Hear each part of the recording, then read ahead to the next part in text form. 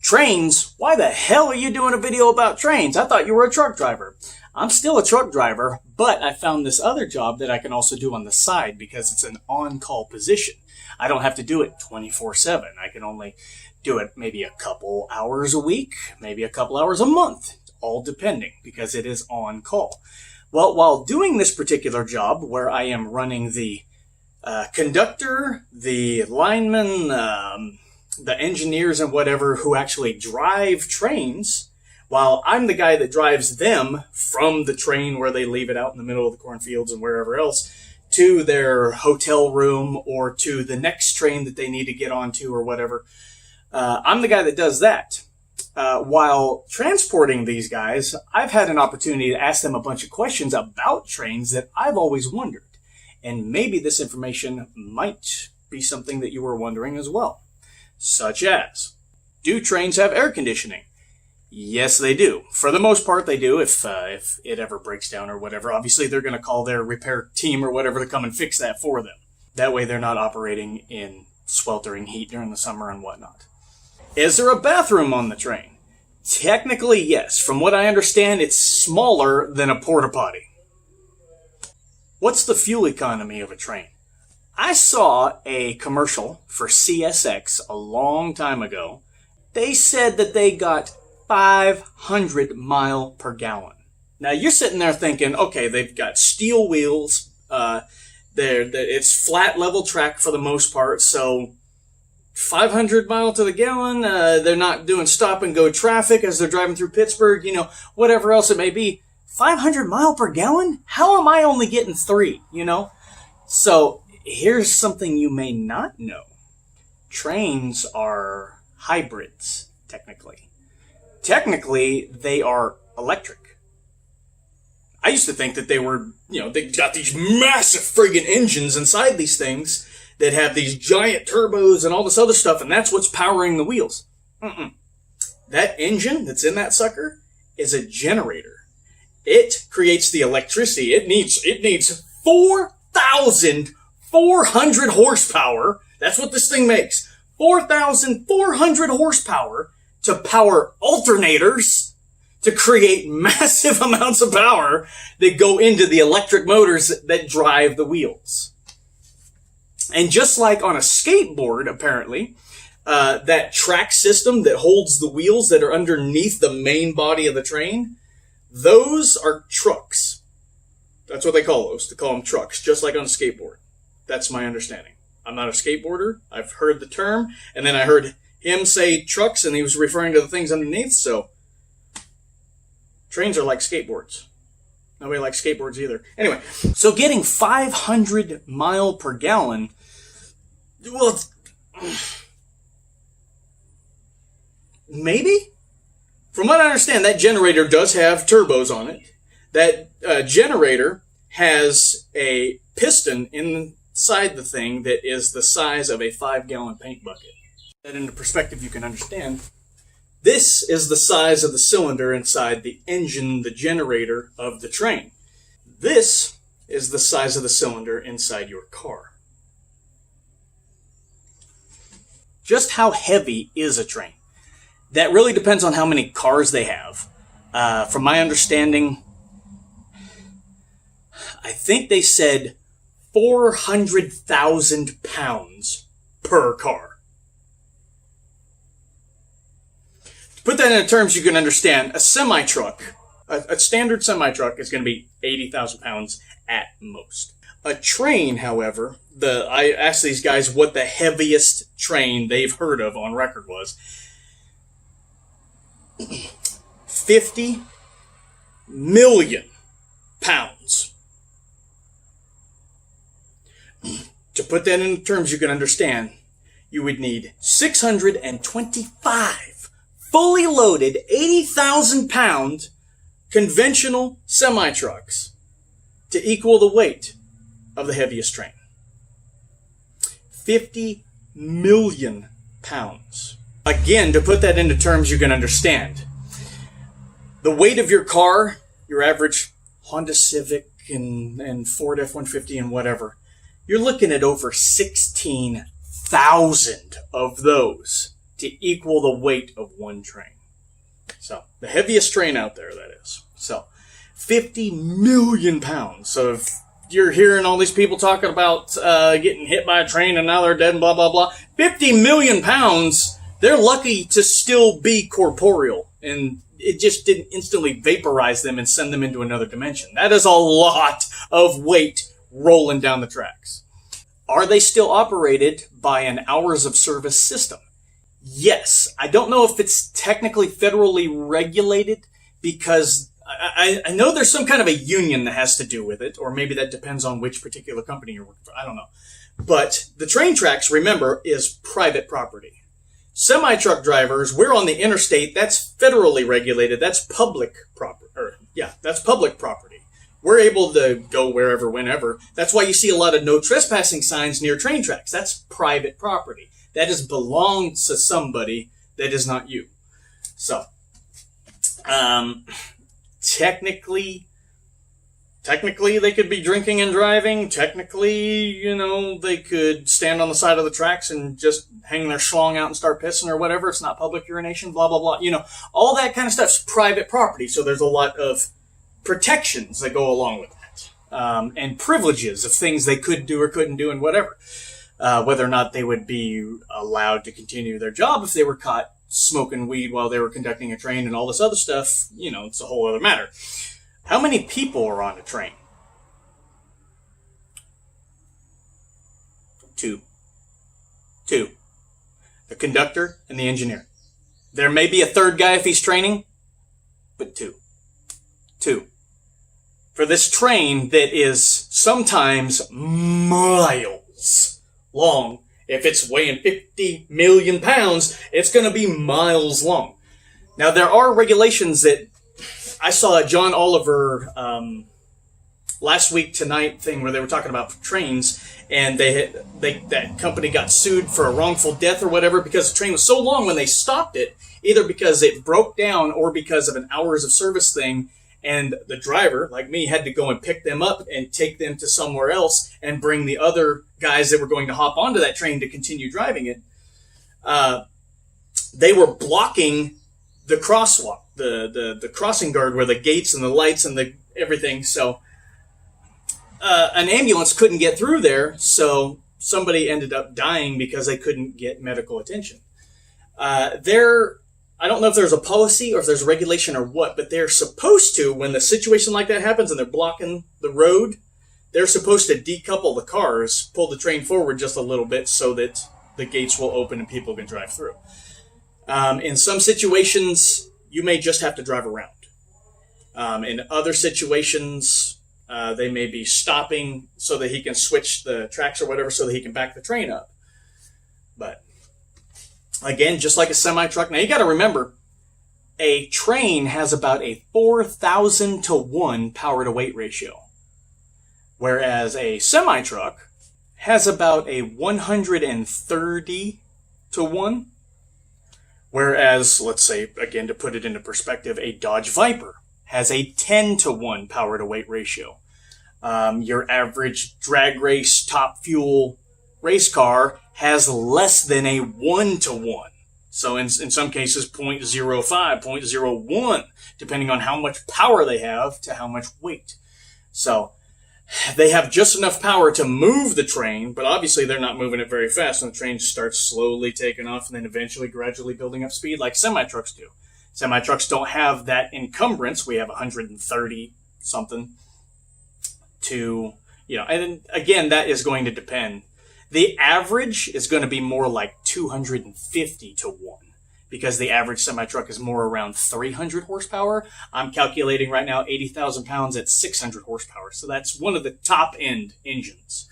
At minimum, they have 130 to 1 power-to-weight ratio. So if you're wondering why they're so slow, why they take so long to do things, 50 million pounds, 4,000 to 1 power-to-weight ratio, which, according to their safety videos, is the equivalent of taking your car and parking its tire on top of an aluminum can. Okay? That's how much weight, how much all that equates to. So, respect the fucking trains. how often do conductors, engineers stay on the train? From my understanding, they're on the train just for their shift. So, 10 hours. You know, they keep a backpack with them. That's pretty much it. They live out of a backpack. So, as a trucker, I can respect somebody who can pack up all the shit that they need into one small thing and take it with them somewhere, because I need every millimeter of space inside that semi-truck while I'm living in that thing to do my job. These guys, however, are a lot more modular, a lot more mobile. They pretty much take everything with them in one backpack, you know, maybe a smaller bag as well with them, but ultimately one backpack, because they're going either from the depot, where I usually pick them up, to the train, or they're going from the train to the depot and or to the next train and or to their home depot, which on average I've driven like 4 hours in one direction to drop them off all the way over here when the train's all the way over here. And I don't know how the logistics of does that work out to be very money wise. I don't know how that works out. I would think that they would, you know, try to have living quarters on board the train and keep 2 crews on board the train at any given time. These 2 are driving, these 2 are sleeping, and then alternate. You know what I mean? And so the train would be a little more efficient, but that's not the way they do it. But anyway, they keep all their stuff in one little backpack, and they get on the train. Again, from my understanding, they get on the train, they do their shift, 10 hours or so, whatever it is. They get off the train. Wherever it is, once that time's up, they have to pull over and park that sucker just like a trucker. There's no rest areas or anything where they get to stop. There's no train stops. So they have what is called siding, where you notice you got the 2 tracks that are just running like this all the while, and then you just notice this one track just kind of comes over like this and then comes back over. They call that a siding. So they'll pull over to there either to decouple train cars or whatever so the next guys can come and get them, or to pull over there and park, and then I pull up down that little service road that's sitting right next to the trains, that gravel section of road.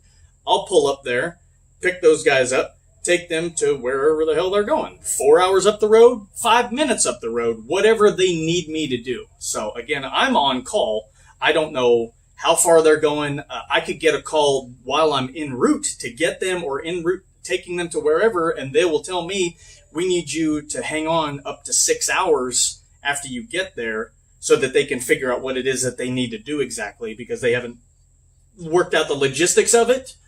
Of these guys are going here to do this thing, or these guys are going here, and then we're waiting for the next train to come through, and then I'll just pick these guys up so that we're not wasting a trip and whatever. I'll just sit there and wait. All the while I'm sitting and waiting, I am being paid an hourly rate, so you know, it's not like wasted time while I'm a truck driver. So there are benefits to doing what I'm doing. There are downsides to doing what I'm doing. What I'm doing is incredibly boring. I'm sitting in that truck. I'm just waiting.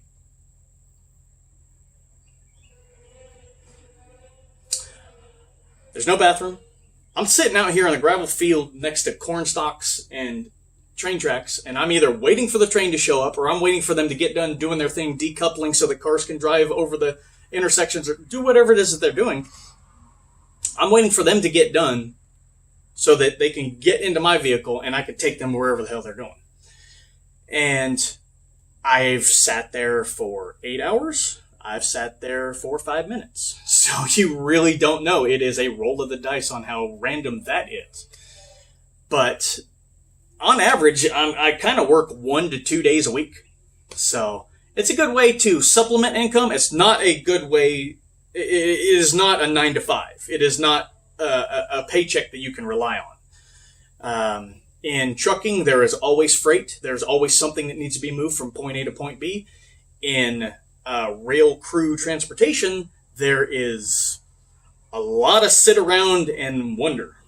So bring your computer along, bring your phone along, bring a phone charger along, bring your music player, bring books and things you can read or crossword puzzles and blah, blah. You're going to be sitting there for God knows how long Make sure you bring snacks. I have found myself starving, sitting there for 6 hours, wondering where the hell these guys were. There is a radio so that you can keep in communication with the guys in the train. It's not until they get close-ish, so within 10 miles or so, before you can actually hear them on the radio. I did a job when I was driving chip trucks. I was able to drive. We had such an awesome radio system or a repeater tower system or something. I don't know what this thing was, but I was able to drive about 150 miles away through mountains and trees and all kinds. So far, I was on the other side of the planet, basically, and I was still able to talk to them on the CB. So, whatever that system was very impressive. The one inside the train and inside the vehicle that I'm communicating with the train with, not as impressive. So, a lot of times I'm picking up a lot of static. Sometimes I'm picking up, as the trains are going by, there's actually an automated system in place, some kind of sensor system or something. You'll be driving past the train tracks, you'll just see these little silver boxes sitting there. Sometimes you'll see a little tower, antenna or whatever sitting there next to them. You never know what those things are for. I haven't looked inside of them. So, but I will hear over the radio that sometimes when these guys are passing by those mile marker posts that these things are at, yes, there are mile marker posts on the train tracks. When these guys pass by there, an automated system will come through, a vocal recording of somebody saying something, and it will tell them if they're going too fast. It'll tell them if they're going too slow. It'll tell them if there's some sort of an issue, if it's noticing that the track is doing something, or if there's an imbalanced wobble. I don't know. But you will hear it communicating things, not only to the train, but because I'm monitoring the same channel, I listen to it as well. So it just comes out of nowhere. And sometimes you'll just hear, just somebody's pushing buttons, just comes out of nowhere. And then you just go back to your crossword puzzle and then go back to your crossword puzzle. And then you'll start hearing somebody either talking with over it, or you'll hear somebody talking clearly like I am now. Sometimes there's miscommunication, as has been the case. I went to go pick somebody up. I took them from the train to the next location because they were switching tracks and they were getting the train. They were at the destination, their delivery. So they had to decouple the engine to turn around and drive back to the back of the train. I don't know how that works, what the whole system was. I don't know if they were going to drive back, use these engines back here to push the cars through this system so that they could take all the stuff out of the cars. I don't know how all that worked, but I drove them all over hell and back. That's what it felt like. And then I drove them to the final place where they decoupled the engines. And then I get a call saying, oh, hey, one of your company's drivers is over here. And I'm listening to the radio like, what the hell's going on? So there was some sort of a miscommunication there between the dispatch. I guess there's like a regional dispatch. So depending on what part of the state you're in, or I don't know how they section it up to determine who takes this square, who takes this square, and so on. Or if it's statewide, I don't know. But I guess maybe somebody down here in the next state over came all the way up here to pick the guys up. And then I was like, yeah, I'm cool with that, because I got a call out of nowhere that said, oh, hey, you're about to pick them up. We need you to stay with them for 6 additional hours. And I had no idea. I wasn't prepared for that. I didn't have food and whatever else. So you can, of course, stop by a Walmart or something along the way. A lot of times the crew, when they're having you drive them several hours down the road, they'll want to stop somewhere and get something to eat. You can go to the bathroom then and whatever else. So it's not a bad job. It's just extremely boring and unpredictable. So if you were ever considering a career in doing train transportation, train crew, just chauffeuring, whatever they technically call it, I have no idea. But if you were ever considering it, there's a bunch of information you may have wanted to know beforehand, information you may have not gained while you were doing that job before. Maybe questions you never thought to ask, questions I've always wanted to know. So I was asking and I was paying attention to all these things that were happening.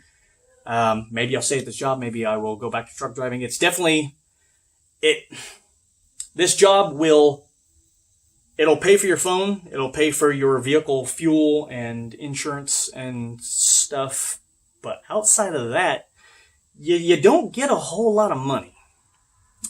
So it's good for retirees. If you wanted something to help you just kind of stay busy every now and then. If you were retired and you're like, well, I'm just so bored all the damn time. What am I going to do? Well, you could do this, but again, it is relatively boring most of the time. But if I find any more information, I'll be sure to let you guys know. But if there was any information there that you found to be educational, you're welcome. Oh, before I forget, I've actually applied to be an engineer or conductor. I believe the conductor is the guy that drives train. The engineer is the guy that he doesn't necessarily ride in the back of the train, but he's the other guy of the two guys. So it's a partnership or whatever between the two as to who's decoupling this, who's switching the tracks, who's doing whatever. So I've actually applied at a train position that was available. I can't remember if it was conductor, engineer, whatever. But they said in the ad that they want you to have a Class A CDL and 2 years experience. I've got both of those, way more than 2 years, but I've got both of those. So I applied at that job. Well, I've actually had a conversation with these guys and I asked them, so you guys have to have CDLs? And he told me, no. What? Yeah, exactly. What? 50 million pounds? I'm driving 80,000 down the road and I have to have a Class A. That would make sense, wouldn't it? He has to have a Class A CDL to safely know how to operate, how much time it takes to get going, how much time it takes to slow down, taking curves, the sheer amount of weight, and if you're hauling liquid cargo, the surging and blah, blah, blah. All that shit, right? You would think. And doubles and triples endorsement all the way up to 60 billion endorsement or however many friggin' train cars these things have, right? Wrong. What? They don't have to have a Class A CDL?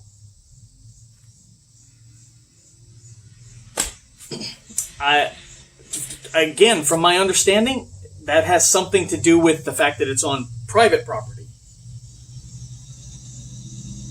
But apparently, I've thought for years that you had to have a Class A CDL in order to work on or drive a train. No. I had no idea. Did you? Why do they have 4 headlights and why are they so damn bright? From what I understand, 2 are high beam and 2 are low beam. I just don't remember if these were the low and these were the high or vice versa. But they do have a regulation that says they have to have all 4 on while they're driving. I just don't know if that's a federal regulation or a company policy. How much fuel does a train hold? From what I understand, 4,000 gallons of fuel. Now again, if you're getting 500 miles per gallon, you shouldn't have to refuel that thing but once every ever.